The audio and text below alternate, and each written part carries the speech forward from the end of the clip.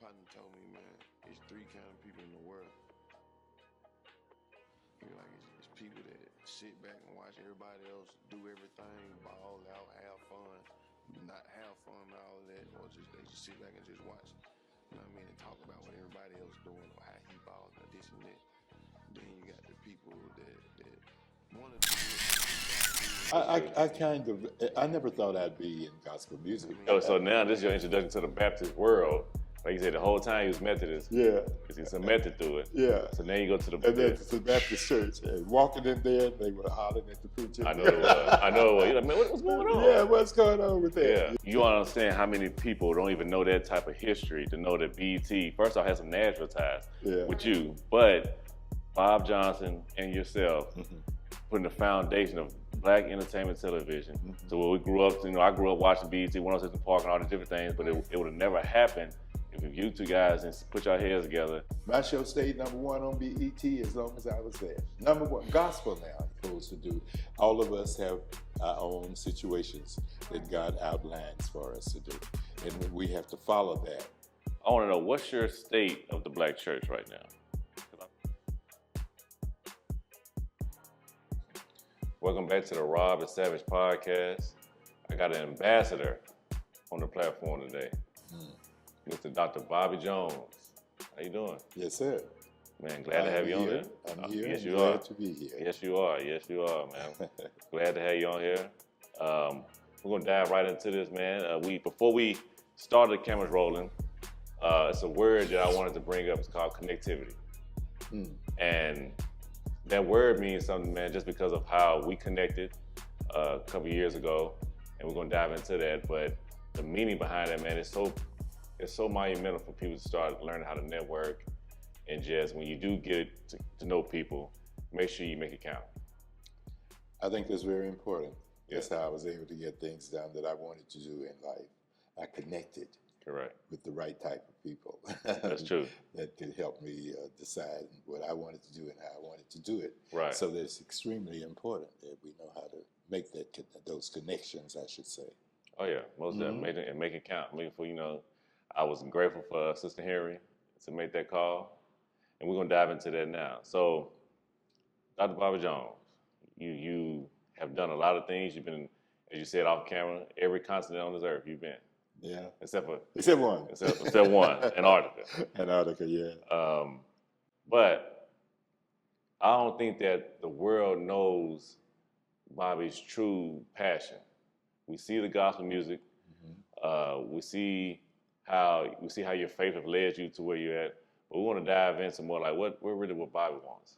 What do I want? Yes, sir. Or what I wanted. Or what you wanted. Right. I'm at the age I have to say, That's true. What did I want? That's true. I never thought I'd be in gospel music. Well, let me tell you a little bit about what happened with me when I was growing up. I grew up in a very small village in the western part of the state of Tennessee, and it was called Henry. And the larger town was called Paris. That's where I went to high school. Right. So we had no means. We was doing segregation, and it was almost like slavery. The only difference was they didn't own us. We had grown to the point where we could own our lands and things like that. Right. But there was very little to do.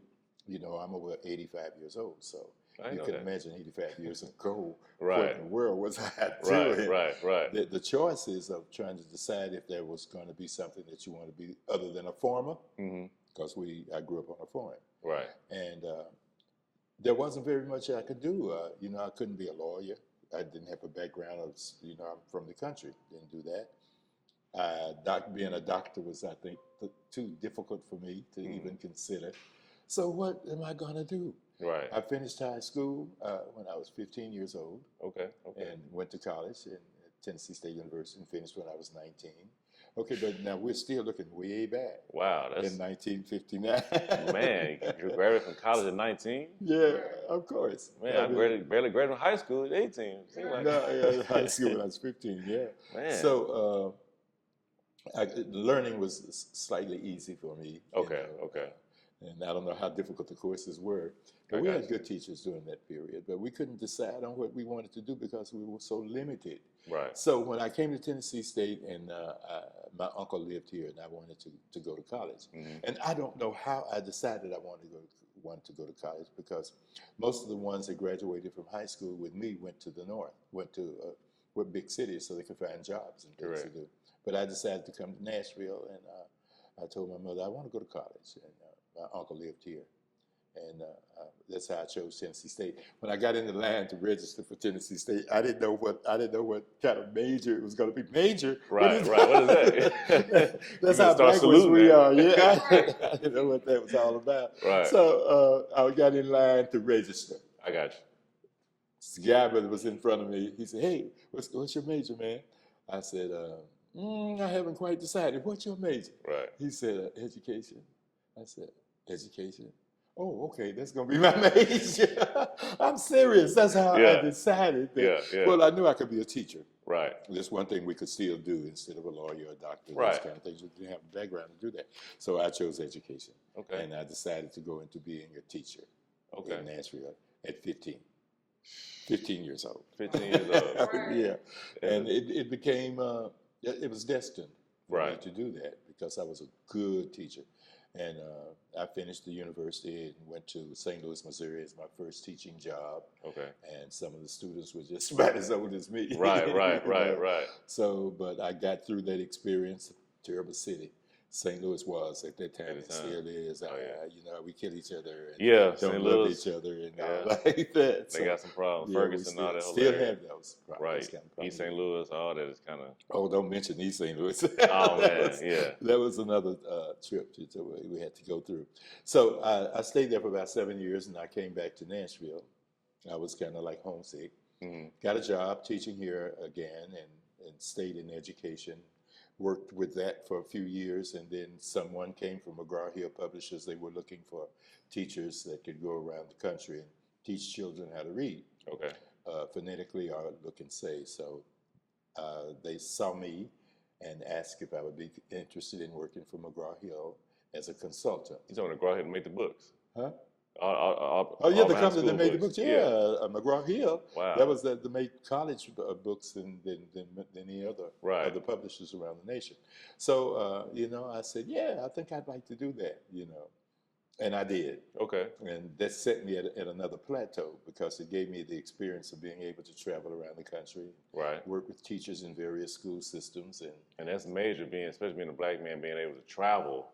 Because still segregation, all that's still going on, and that's And I was able to fly. Oh, wow. Otherwise, I couldn't do that. Oh yeah, of course, ain't no driving. My dad used to tell me, he said, "Man, when y'all did travel, your food, your gas, all in the same car. We ain't making no stop." Yeah, that's the way it was. Yeah. So I worked for McGraw-Hill for about 4 years, I believe it was. I got homesick, and I'm still young now. Right. So then I came back to Nashville again. Okay. And so I had the credentials that helped me to get the jobs that came forth after that. So I got a job at Tennessee State University in the reading department, and that's what I majored in, and that was very good for me. Okay. So I taught thought processing. So what is thought processing? It's teach you how to think for kids that came out of small areas and didn't know how to really use their materials to learn, to study, and become. Okay. So that's what I taught them, how to learn, how to study, how to become, using our language. So I did that for 14 years at Tennessee State. In the meantime, I used the skills that I developed with McGraw-Hill to become kind of masterful at knowing how to organize materials so we could utilize that in our studies and whatever we did. Okay. So we had an Expo in Nashville, Tennessee, where I'm living now. And some people heard of me and wanted to see if I would be interested in working with them.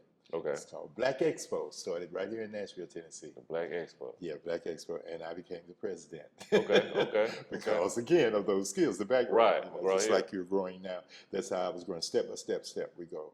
Okay. And so while being the president of the Black Expo, it put me in touch with a lot of other people. Like you, like the people you become in touch with, me, right. Well, it came that way, and I stayed on top of what it was that I wanted to do. So I visited a black church, and I was Methodist when I was in West Tennessee. Okay. And of course, they didn't believe in Playing any kind of music. everything had to be organized. I got you. They used the method. That's why Right. we call it Methodists, right? Oh, wow. You just And put me on to something. Yeah, and I found a job Okay. playing the piano. Wow. My aunt had a piano in her house, and that's where I lived when I first came here. And so I taught myself how to play the piano. Right. And then that led me to become the with the Sunday school department of this Black Baptist church that I went to. So now this is your introduction to the Baptist world. Like you said, the whole time you was Methodist. Yeah. It's a method to it. Yeah. So now you go to the And then to the Baptist church, and walking in there, they were hollering at the preacher. I know it was. I know it was. You're like, man, what's going on? Yeah, what's going on with that? Yeah, yeah. So that was that kind of set another step for me. Okay. Then I was really introduced to gospel music. All right. At the Baptist church, and I told my mother about that, and that worked well for me. Okay. And so I liked the gospel music so much that we were looking at affirmative action, and television didn't have many shows where blacks were exposed. Right. And there's a NBC channel in Nashville, and they didn't have a lot of black shows either. Okay. And so we went to them. I told some of the people I worked with, I said, this gospel music is cultural. This is a good experience. Right, right. Not only is it educational, but it's cultural. We learn more about black people because this is a set of the music that they do. And Right. I learned it. And so I went to Channel 4 and told them I wanted to bring a gospel show there. Now, but believe me, I didn't have that much experience with gospel music. Methodist. So. Right. Okay, so they said yes. Affirmative action was there. Okay. So look how I walked, step by step. Yeah, one thing led to the other. So we got the show, 3 of us at Channel 4 called the Nashville Gospel Show. This needs to be highlighted. So that's the first black show, I'm gonna say, in the South. Well, for gospel. For gospel, yeah. Yeah. Well, yeah, I mean, yeah. Even outside of that, I would assume that I don't know if Atlanta had anything going on at the time or anything. They probably like that. had some local things, Okay. but maybe like Nashville, Okay. because they were a bigger city, they had openness to more things probably than we did. But that was an opening for our city. Right. Yeah, to have that.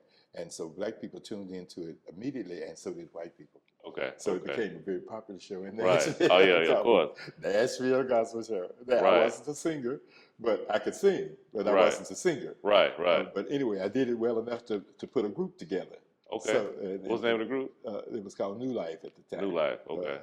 So we did that, and they became very popular. Okay. And Okay. I said, "Oh, this is interesting." Right. I'm still teaching though now. Okay. So you're teaching, and you got this new opportunity on TV. Got this whole group formed. Yeah. So you're a man of many trades at the time. Well, and how old are you at the time? Things were going on.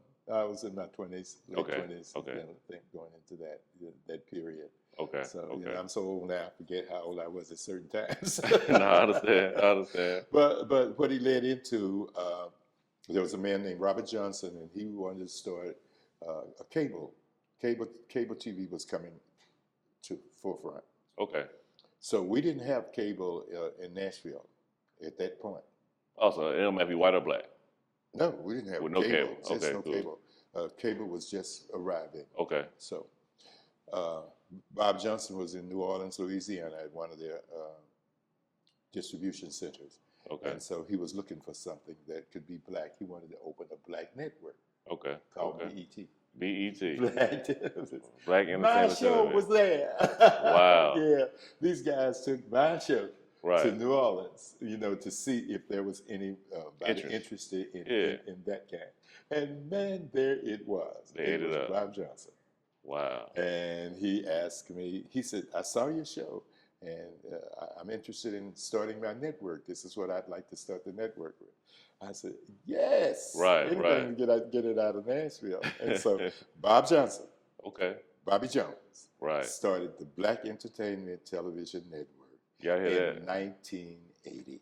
1980. 1980. It was the BET. first show on Wow. BET.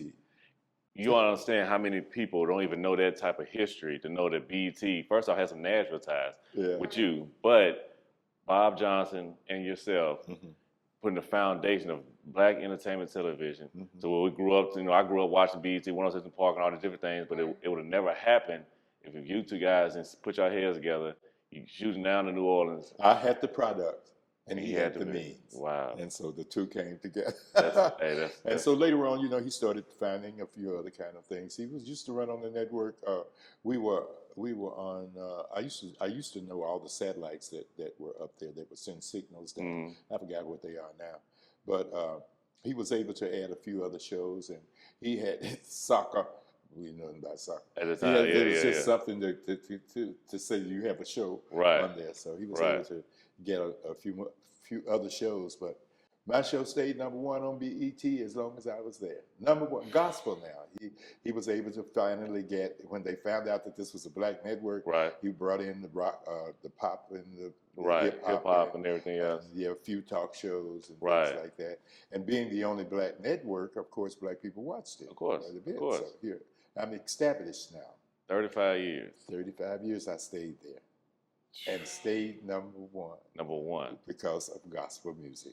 Wow. How about that? I mean, everybody watch, it's Sunday morning. They see that was the thing that they would all go to. Man. So that gives you a little idea of how my life started and where it went to and how long I stayed there and the things that came because of that particular show. Correct. I was able, the Armed Force Network bought the show as well, and so it was aired all over the world. Oh, so military scene and everything. Oh yeah, military scene. So then that opened the doors for me to travel to these various countries around the world because they saw it. Wow. And here I'm open to the world, as you mentioned in the beginning, to every continent except one. We need to work on that. We need to work on that one. Antarctica. They got some people out there. I don't know about us out there, but there's some people out there. But wow, man, that's monumental to know that. And I've been knowing you this while. I didn't even know that to the extent that he had seen what you had with New Life, and he just trying to gather things together in New Orleans, and then he invites you out, and then y'all clicked. Yeah. And it just took off. And it became his show. Yeah. And the interesting thing about it, or the nice thing I like about it, is he tells it. Right. You saw the film that he did, where he talked about Bobby Jones being his first show. Correct. Were it not for Bobby Jones, it wouldn't have been a BET. Correct. Correct. Now, people really didn't know that. Right. Oh, yeah, no, they don't. They're about to know. Yeah, But now, you know. Right. There you go. There you go. Man, so you established now in BET. Now, how was them first early years? I know it's the only black cable show, but how did it grow so quickly? You would think. I know you had MTV coming up at the time. That's really like the white version of BET. Yeah. VH1 a little bit later. Yeah. But how did that go for you during the 80s? Because you was number one. Was it difficult still being seen? Was they still giving y'all respect? Well, it maintained itself all of those years until I left BET. It still was one of the top shows that was on the network. Correct. And I think an interesting thing now is they don't have gospel music, and that's what started the network. Right. So whoever purchased it, like Viacom or them, they don't know, man, if they had another gospel show, if I had stayed there, we'd have still been rocking high. They would. With that. They would. They changed managements, and that went kaput. I think they just didn't see the vision. They think that the new era of youth is shying away from that, and they're not knowing it. No, they still have their grandparents. And it was Christian. Right. And they want to be informed. That was one of the things I think that stood in the way of it. Religion, I should say. Right. So want to be inclusive. Yeah. Even sometimes when I was on BET, he then began to bring a few pastors on, and they would have an early morning religious show with some of those pastors, but they weren't that well watched, and you can understand why that wasn't. So yeah, that's what I decided to stay on and do. And even after I retired, not put off for losing the show, I retired. There you go. From BET. Barbara Mandrell. We were doing a recording in Nashville, Tennessee, at a studio that Barbara Mandrell, who's a great country singer, and she had a number one show on NBC countrywide for years. She and her sister, Barbara Mandrell, the Mandrell sisters. And since she was on top, I thought she was just going to be there, but she quit. She decided that she was going to require. I said, Barbara, why did you retire? She said, I wanted to leave while I was on top. Love that. And, Yeah, and, that's and real. that impressed me, you know. Yeah, I said, yeah. okay. So this was about my 33rd year on BET, and I started thinking about that, and we were still on top. Yeah. But other few shows started coming in. I said, oh, I'm not going to lose my number one spot. Right, right. I'm going to retire.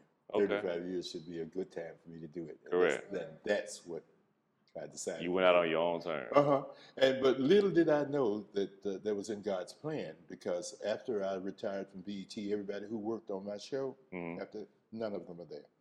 Wow. From the president, chairman, all the way down to the workers, to the vice presidents, and none of them All gone. are gone. That's Isn't that interesting? It's like they erased history with that. Yeah. So one thing you did leave out though was what's that? You got a Grammy with Madrid, right? Oh yeah, we won a Grammy. That's right. I right. left that out. Yeah, you left that part. He won a whole Grammy. I'm so glad I'm standing here today. Oh yeah, that was the name of the song. Yeah. See, and they tried to take that away from us, but it lasted. I right. still have my Grammy. Oh yeah, I can't say that from me. Yeah. In fact, it's in the museum here in Nashville, Tennessee. Oh, at the African American Music Museum. Yeah, yeah. Okay, it's still there, but I'm getting ready to move it. They're moving it to Smithsonian in D.C. In D.C. Yeah. Okay, that's I'm major, very man. Happy about that. So you got all those degrees and the Grammy. Look at it. Yeah. But that's real, man. That's good. So your experience, I'm gonna kind of take it back a little bit. I might be, tell me if I'm off or not, but before the BET or right when you got the BET, I always heard about the funny parties you had in North Nashville. I'm not supposed to talk about that. Okay. See, look at him. I had an opportunity because of the television show to have a really large number of well-known personalities that came to Nashville, and so I would always invite them over, and we enjoy ourselves. Right. I mean, you told me, man. I think, and then amidst of that, it was diversified. One I fell in love with was Dr. Maya Angelou. Okay. And she knew me from television, and she became like a mother to me, a big sister or something like that, because for 25 years, every Thanksgiving, I would go to Dr. Maya Angelou's. 25 years. Wow. Yeah. So Oprah came along during that period as well, and Dr. Angelou became her godmother, or whatever you might want to call it, and just a lot of different people like that. Dionne Warwick, and it was Patti LaBelle. Right. Man, I had all of those stars to come and do gospel music, and I was like, I was excited about it, but it became so commonplace that it wouldn't have been as exciting as it would have at another point. In my experiences with that. But I appreciated the support that we got from just the general nation of music.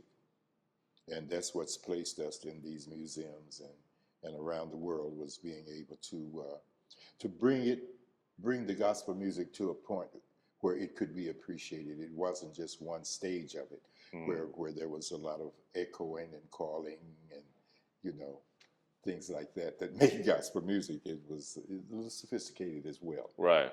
Down to where everybody could appreciate what we did. Right. And I think that was the main thing. Like meeting you, for example, there was something going on in Nashville that was related back to the civil rights period. A place called, they had 5 and 10 cent stores, Chrissy's and all of that black people couldn't go to. I mean, they could go in them, but they couldn't sit down at their counters and eat and things like that.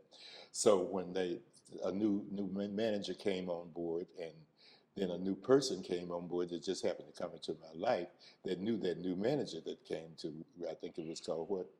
Woolworth store.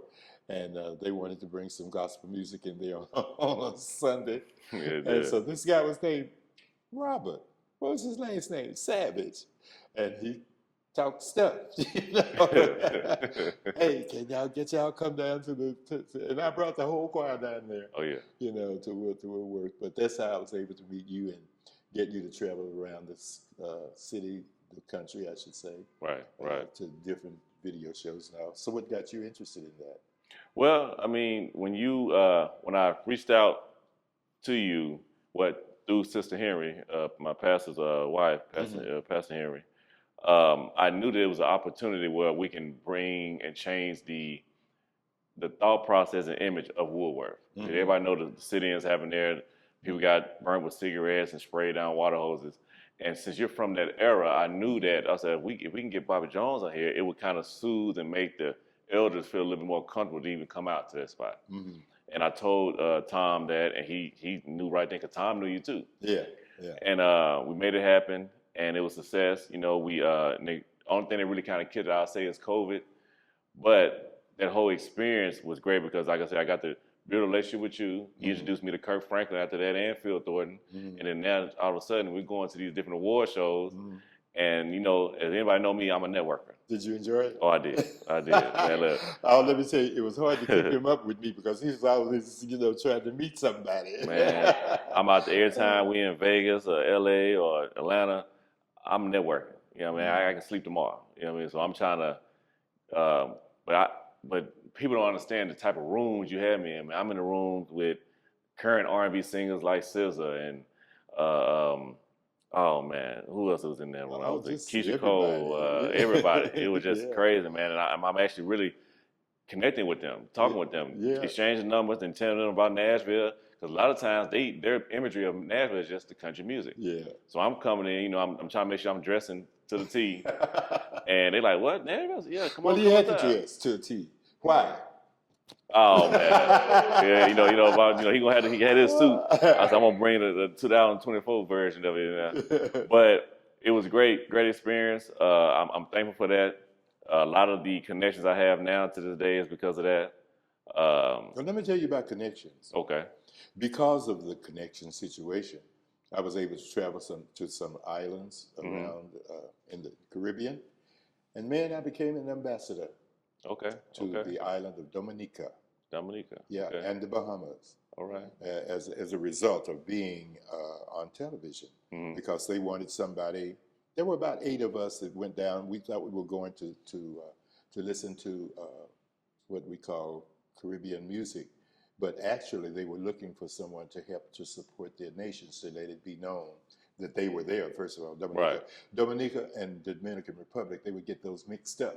Okay. Dominica is one island between Guadeloupe and Martinique, and they're French speakers. Okay. And Dominican Republic were closer to the other side. Okay. They were two different nations, but kind of similar names, just two different nations. Yeah. So they had a lot of different people from As the World Turned, a woman from that, and other from television personalities. Stories. And they chose me. Okay. Out of that 8 to become the ambassador because I had the visibility. Right, of course. It wasn't that magic. Right. I understand. It wasn't that I was all that good. Right. But they was looking for a way to get their information out. And so I did that and worked as one who would help bring tourism to their nation and economic development. So that's what my job was with that. I thought that was very interesting to do that. Man, it's very interesting being an ambassador anyway. I wish I could be ambassador in my neighborhood I grew up in, let alone a whole other country. Then I had opportunities to travel with a great doctor that did medicines around the world. I went to Russia, Moscow, with him, and other nations of that sort, and to take the show to Italy for 10 years in a row, and just around Australia, and it was just interesting to travel to all those places. And what's interesting is all these countries that you're talking about had an interest in gospel music. Oh yeah, Israel. See, yeah. I went to Israel 14 times. 14 times. Yeah, man. Yeah. Sad what's going on over there right now. The Holocaust Museum. Okay. So they made me the leader of the group that went to that museum. I went there. Vice President Albert Gore. Al Gore. I went with them. Baptized his wife. In the Jordan River. Wow. All kind of museums. I mean, all kind of experiences that I was exposed to just simply because of BET and Bobby Jones Gospel. Met kings and queens of different nations. It was an experience that I'll never forget. And so I pass it on to people like you who have the same interest in getting to know yourself and other people and situations and provide for your families and your children and all of that. Continue to make you present something to the world as well. Of course, and like I said, Connections. connections, connectivity, man, is just that I'm thankful to be able to see a small portion of that. Uh, Again, the award shows, the even the some of the banquets we've been to, man, like that was just being around these, being amongst these black greats. Mm-hmm. I can go all day telling about the certain rooms we've been in, man, and able to talk. I'm like, man, I'm really talking to such and such. I'm like, this is And crazy. you're not shy at Oh all. no, no, I ain't shy. Nah. The opportunity there, nah, I'm going for it. You know what I mean? And I'm gonna talk my stuff, like you said earlier. Question for you. Okay. Why do you think that, and you can answer this too, All right. but why do you think that God has given you this assignment over your life? Good question. Because he had somebody to do what I did and what I do, and it was a God sent, and that's who I am, and that's what I was supposed to do. All of us have our own situations that God outlines for us to do, and we have to follow that. You know, when you're given that opportunity, you got to take it through, and I was chosen by the Almighty to do what I do, and I know that without a doubt. And if anything messes with it, woe unto them, because I'm sent by God. Right. Woe unto you. If you try to interrupt my situation that God has given me to do, you will regret it. Wow. That's strong, isn't Now, that's strong. it? I'm telling you. What about you, Robert? I can piggyback off that a little bit. I feel that God has given me and still is giving me visions, either through my sleep or just me eating at a restaurant by myself, of what He would like me to do. I might have to just change my walk. Like I've seen Him show, like, look, I got this for you, but you just do right by me, and you can have the whole thing. And I'm learning that more and more as I get older. I wish my eyes would have been open when I was in my 20s a little bit. I've been ahead of the game with that, but it's all good. It's all about His timing, and it's showing, man. I'm seeing, even with the podcast, Ken, like, it was a vision of me a year and a half before I met you that I want to do it, and then the way you came up to me, respectfully, and things just started to domino right after that. The next week, okay, now you're taking pictures at the event. We got to that, then we finally admit that we're going to do this podcast, and then we get our first interview the same week. And that same trajectory is what we've been doing for the last 8 months, is where we at. A lot of people ask me, how y'all get so fast? I say a little bit is about the influence of me just being from here and just knowing I'm a history buff, as you know, but really it's just God timing. And He know that, I'm not perfect. None of us is, but He's still showing what He can do for you if you just continue to walk in His faith. I agree with you. Most there. Man, that was a great question, though. That was a great question. I have another one too. Okay, go ahead. How has traveling impacted your space? Like just being able to see the world the way that you have? Because I do think that a lot of us don't get to experience the world that way. Right. We grow up in a sense, a limited type of thinking or a mindset. Like, oh, this is all it is, but it's not at all. So how has that impacted? Oh, it broadens your perspective. It broadens you so tremendously, to learn other languages. And je parle français. I learned to speak a little French and other things. It makes you a more well-rounded individual, I think. And the more we get to see other cultures and other people, it just broadens our scope of life to see how other cultures work and what happens in the one that you grow up in, and make some evaluation of the differences between the two. It's an educational process. And I would advise anybody who get opportunities to travel, take advantage of it. Yeah, it makes you a more well-known individual, I would think. Yeah, it will. It will. I got a question for you, especially, it's not on the travels per se, but I want to know, what's your state of the black church right now? Because I feel like travel can also be a part of it too, if people never seeing something different. Me growing up in my area, Baptist church, and I get some flack from my Church of Christ people, and I know they try to be funny about the thing, but the Baptist church has changed, especially for me. I know when I was a kid, I was part of the drill team, I was part of the youth choir, I was going to vacation Bible school, all those type of things. Kind of strayed away a little bit when I got a little older, but I always still had that connection with the church. But I feel like as a whole, as people, we kind of got away from church fully now. Why do you think that is? Well, I don't know if I can comment on that too much because I am not one that really is, I'm not involved to the point where I can watch the transactions of situations within the church. Uh, Life is changing for us, not only in this country, but in many others as far as religion is concerned. And I think the longer we live, the longer we're on this earth, we are going to see changes that's happening. I'm a little confused by black men that tend to not be as involved in the kind of activities that the church provides for us to do because they observe other things that happen with the people who work in these places and try to govern us accordingly, like pastors and bishops and all of those. They see the weaknesses, and sometimes that cuts them off from their participation because they're saying, hey, this is not what I thought it was, what it was supposed to be, and they back up. Back up. I agree. You know, I agree. and begin to look at it in a different, practical way. Right. Say, oh, let me think this. I was taught this and I was taught that, but that's not the way it's going. Right. So, what's wrong? I do see people pulling away from that. Yeah. I'm glad you said that.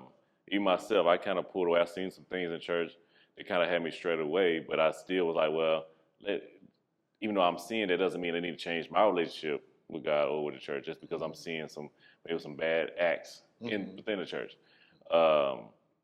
But I do want us to get back involved in the church. I feel like when we all involved in it, we're more spiritual, we're more conservative too. Yeah. Minded. I think as far as we get away from it, we're kind of more straying away from even our core beliefs. Great comments. Great comments. Yeah. I think having a religious belief keeps us walking in a path that we are more acceptable for God and for man. And we begin to be a little more gentle in our thinking. Right. That's and conscious. Word. That's a good word for it. Most definitely. More gentle. More gentle. More gentle. Instead of being so abrasive. Correct. Correct. And the accusations and all that happens within that. And that's not good. I don't think so.